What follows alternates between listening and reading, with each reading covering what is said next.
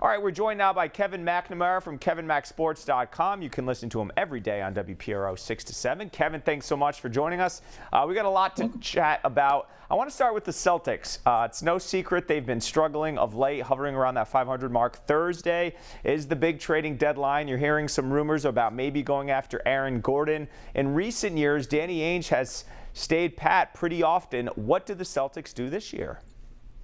I think they stay pat unless they decide to give up Marcus Smart. I think he's the only one who I would think about getting rid of. Kemba Walker is injured, kind of damaged goods. I don't see him as having the $30 million, that's what his salary. He doesn't have that worth right now.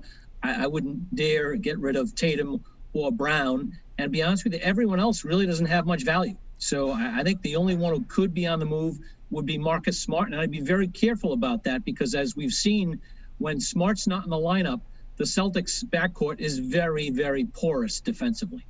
And so my question is this: if they make a move, are they good enough for that move to get them over the top, so to speak? And if they don't make the move, are they sort of what they are, which is a 500 team in the 7th or 8th spot? I guess, is there a lot of incentive to do a move? And if they don't do one, is their ceiling only so high anyways? I think for this season, they are not a championship-driven team. Could they, be a playoff team, win a round, maybe win 2 rounds and get back to that Eastern Conference Finals? That is a stretch. I mean, from what I've seen, that is a real stretch. Brooklyn is loaded up, clearly the best team. Milwaukee is still Milwaukee. Miami is the defending Eastern champions. I just don't see Boston, even with a change like Marcus Smart for Aaron Gordon, as being able to penetrate that. They have that trade exception that's very valuable. Mm-hmm. He's clearly going to use it more in the summertime than now. So any move now would be maybe in conjunction with another move in the offseason, and maybe next year we could see the Celtics back in that, title-driven pose. But right now, I just don't see it. All right, let's switch gears to the Patriots. And Bill Belichick's been here, 21 years now. This is the most money he's ever spent, or Robert Kraft's money, I should say, in free agency.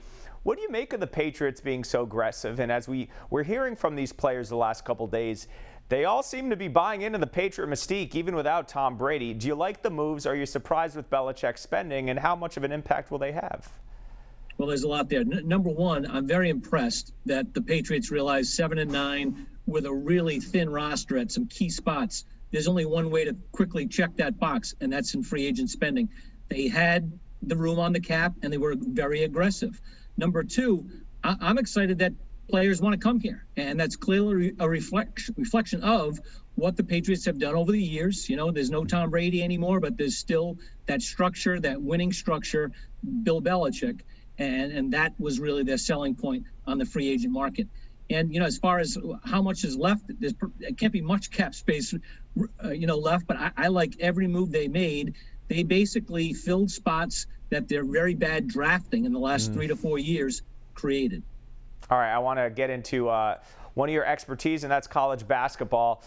Quickly with the local teams, we saw Jeremy Shepard coming back to URI, Nate Watson coming back to PC, Fats Russell exploring a 5th year elsewhere. There's rumors of Jared Grasso being courted by Fordham. Which stories are you keeping an eye on right now and will have a huge impact on the scene here locally next year? Well, Jared Grasso is going to be a candidate at other places. We'll see what else pops open. There's not as many openings on the college basketball front this year as usual because of the pandemic. So I think Bryant could be fortunate enough to have Jared and a good team back next year. As far as the players coming and going, it's free agency. And it's going to be very difficult to keep track of, not only here in Rhode Island, but around the country, because both seniors and underclassmen can transfer and be eligible right away at the school of their choice. The key is for other schools if you lose somebody, very similar to what URI did last year, they lost a huge chunk of their roster and they were very aggressive in bringing talent in. I think David Cox, Ed Cooley, every other coach in the country needs to act the exact same way. Do you think the Portsmouth kid, Tyler Kolick, could end up somewhere local? Well, I think he could play at both schools, both at Providence or Rhode Island. I know that the Atlantic 10 has waived their rule of transfers within conference. I don't know if he's a fit at either one. If I'm Providence, I would look closely because they certainly need outside shooting help And Tyler, I think he's one of those rare college players. You can see how much better he's getting from year to year. I think his upside continues to be quite high. Great first 2 rounds of the NCAA tournament. I know you were watching every game, so enjoyable. What has been your biggest takeaway? And congrats to your Syracuse Orange on getting to the Sweet 16 as in double-digit seed again. But besides the Orange getting there behind Buddy Boeheim, what has been your big takeaway on this tournament? Well, I can only imagine how tough it is for Yianni and Maury and everybody else, Rosie, to cut the highlights, because the highlights are pretty much constant off this NCAA tournament. I'd say the biggest thing is that, the leagues that go really deep, the Big Ten has been disastrous. They have 9 bids, 1 alive. The Big 12, same thing, 7 bids, struggle to get through. And then the Pac-12, out west really didn't get a lot of love this year, and they have 4 teams left. So, I will say that the NCAA tournament doesn't exactly decide which conference is best, but I always say that when you go really deep on some of these leagues, well beyond halfway, I think you're finding teams that know how to lose, and I think that's what we came across in some of those leagues. And also, there's a lot of good players, Loyola, Oral Roberts, forget about Syracuse. Syracuse is blue blood. Oregon State, for that matter. They're in the Pac-12, but they're still alive.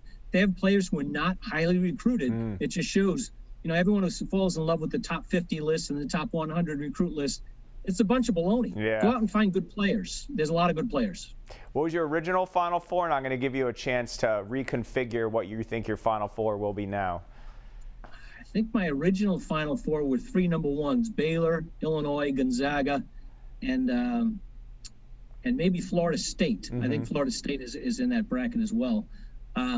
So I would stay with my 3, Florida State, Gonzaga, and Baylor. And then the bottom right, geez, I'd have to look at a bracket. Hey, might as well go with Loyola. I'd love to see it. Sister Jean, she knows her way around the Final Four. Maybe she's due for another one. Never bet against Sister Jean, especially on a Sunday. We learned that. All right, Kevin McNamara, thanks so much for joining us. Appreciate your time, and we'll talk again soon. Thanks, Yianni.